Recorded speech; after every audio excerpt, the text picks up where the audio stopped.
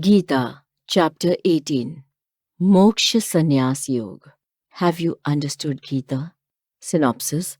Shri Krishna noted his most divine and the utmost secret knowledge that is recited in Gita in this chapter. He describes the three natures, sattvic, rajasic, and tamasic, of sacrifice, knowledge, duties, performance, intellect, determination, and happiness. He also describes a Sankhya yogi and a Karma yogi and their lifestyles. He presents the realistic view of caste categories Brahman, Kshatriya, Vaishya, and Shudra. Finally, Krishna asked Arjuna, "Have you understood the Gita?" Arjuna replies that his dilemma has ended and he no longer had any doubts in his mind.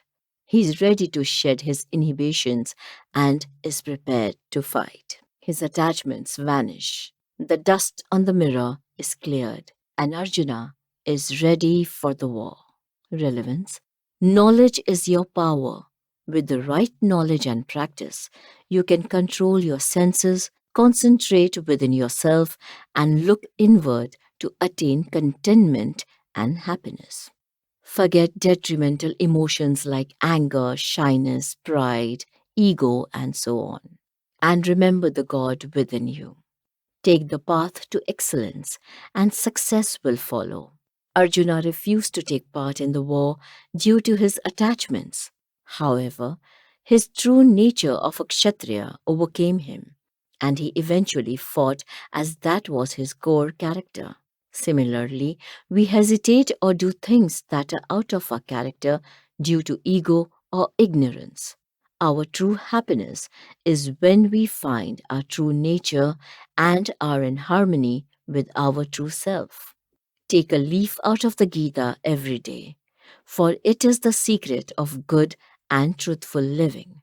Krishna is you, and you are Krishna. Shri Krishna says, "It is myth that the sacrifice of day-to-day activities is sannyas, renunciation.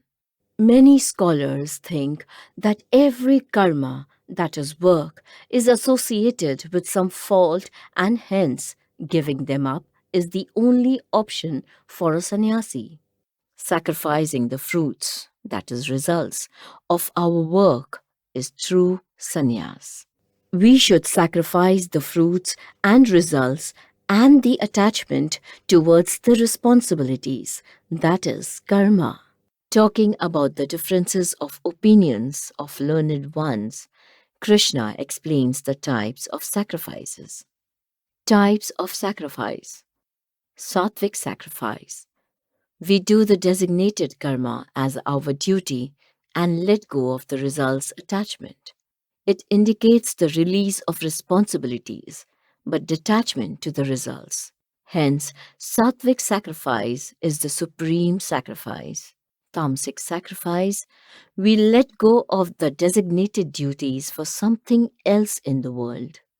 Rajasic sacrifice, we let go of the designated duties to avoid bodily pain. It is not possible to get the release from karma, that is duties, until the body exists. The karma will be attached to it. The one who has sacrificed the karma's fruits gets released from the life and death cycle and gains real sannyas. Wearing orange robes or renouncing worldly duties is not sannyas. We get involved and engaged in karma throughout our lifetime. Types of Gyan, that is knowledge. Sattvic Gyan is the most mature level of knowledge that enables the learned to acknowledge divine force in all living and non-living things. Rajasic Gyan is the one in which the person sees others differently due to limited knowledge. The knowledge makes one see others as good or bad. Tamasic Gyan is the one in which the knowledge is limited to the body that makes the person ignorant and doesn't acknowledge the divinity in anything. Types of karma, that is duties. Sattvic karma is the righteous karma, done without any attachment to outcome and pride. Rajasic karma is the righteous karma done with pride and to obtain results. Tamasic karma is thoughtless, could harm others, or the doer is not capable of doing it. You should assess the type of karma that you are doing at any given point. Types of karta: the doer. Sattvic karta, the doer, is the one who is selfless, priceless, courageous, and determined. The karta is calm with the results of the karma. He is neither happy nor unhappy with success or failure. Rajasic karta is the one who is attached to the results of the work, is proud, greedy, and is affected by the success or failure of the job. This karta is not bothered about others and could harm others while doing their tasks.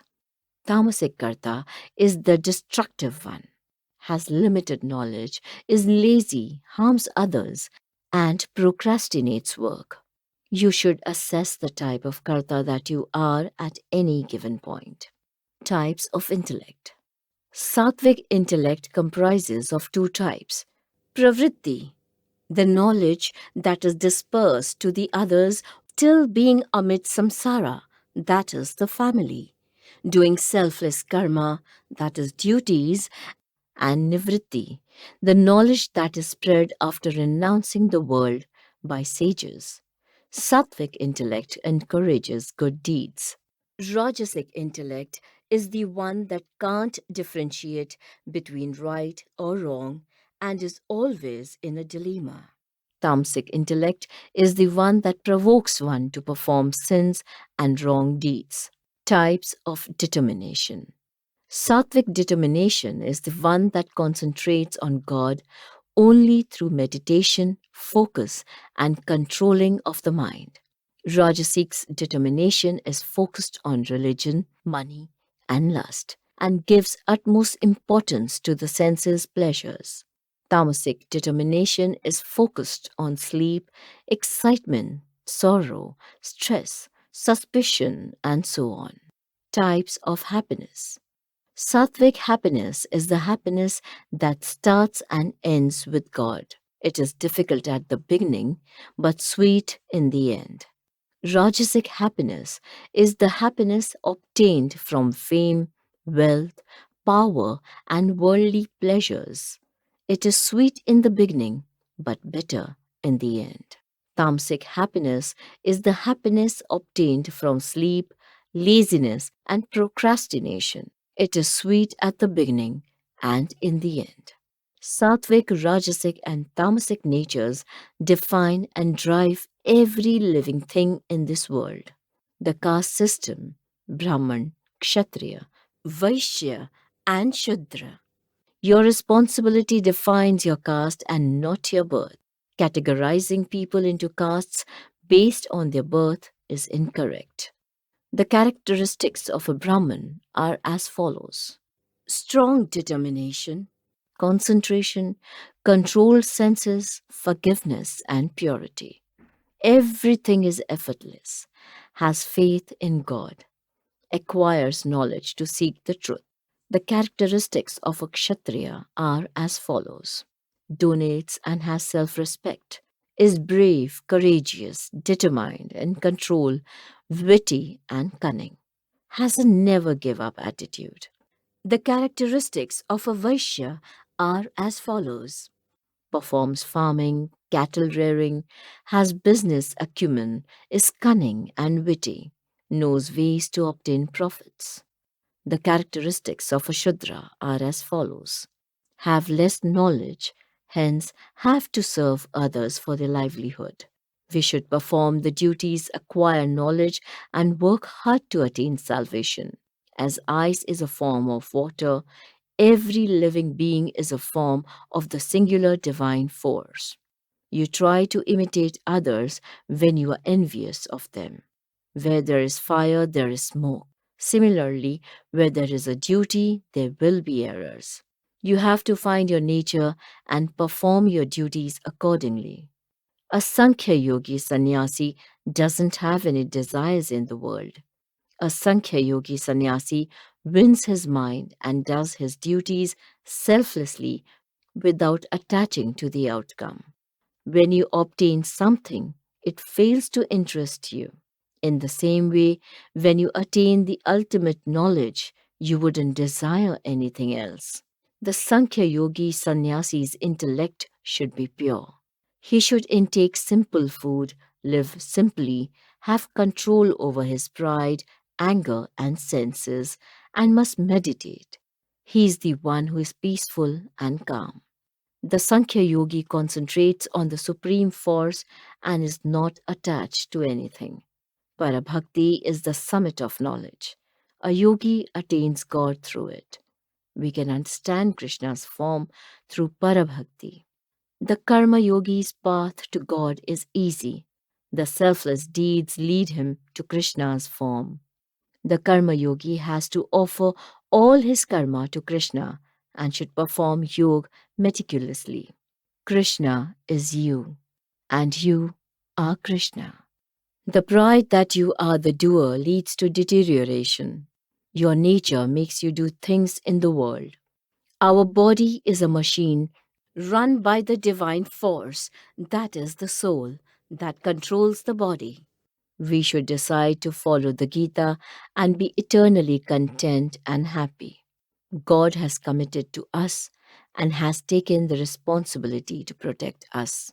Forget your pride and your presence and offer yourself to Krishna. Do not grieve, for he will take away all your sorrows. The Gita shouldn't be explained to those who are not ready to understand and are arrogant enough to disrespect it. The Gita's spread is the noblest deed for the receiver as well as for the giver. The giver understands it while imparting the Gita, and the receiver obtains the most divine secret. The one who reads the Gita would be enlightened and blessed with the excitement of knowing the ultimate truth. The one who can't follow the Gita's footsteps can still gain by reading or listening to the Gita. This is how Sri Krishna completed his most divine and utmost secret knowledge recited in the Gita. Take a leaf out of the Gita every day, for it is the secret of good and truthful living. Krishna is you, and you are Krishna. Krishna, the Yogeshwar, the beginning.